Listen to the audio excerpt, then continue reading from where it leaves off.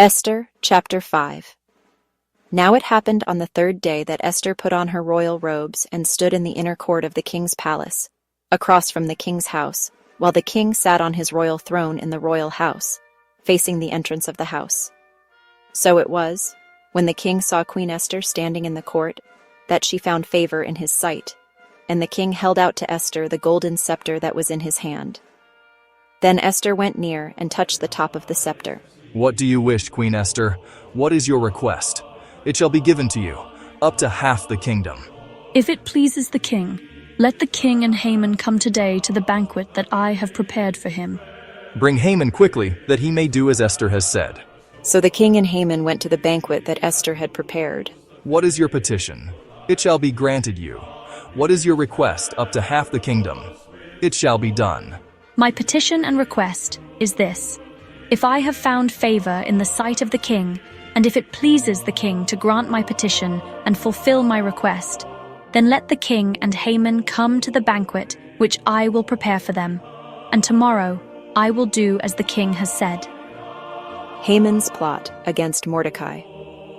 So Haman went out that day joyful and with a glad heart.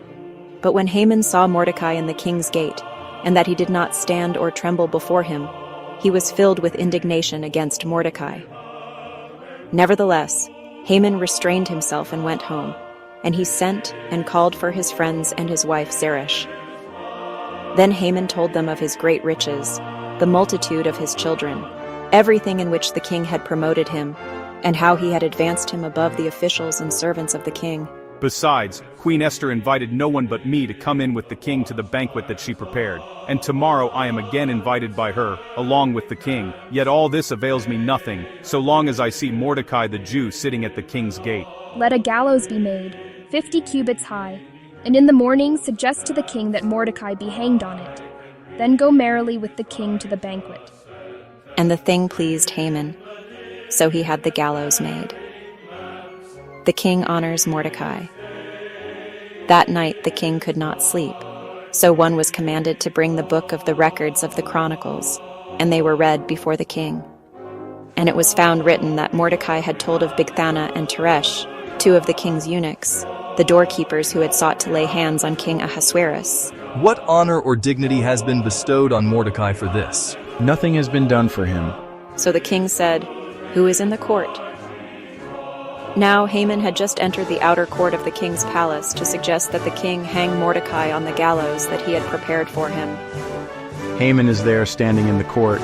Let him come in. What shall be done for the man whom the king delights to honor? Now Haman thought in his heart, "Whom would the king delight to honor more than me?"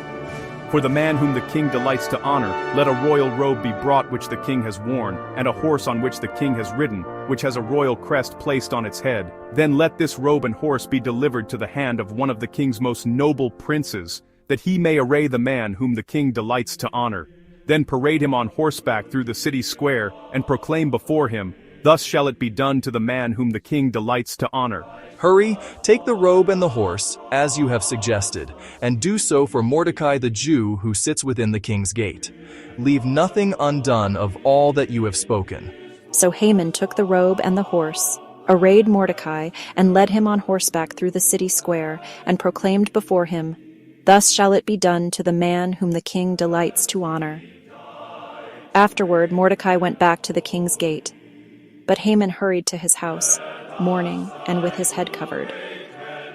When Haman told his wife Zeresh and all his friends everything that had happened to him, his wise men and his wife Zeresh said to him, "If Mordecai, before whom you have begun to fall, is of Jewish descent, you will not prevail against him, but will surely fall before him."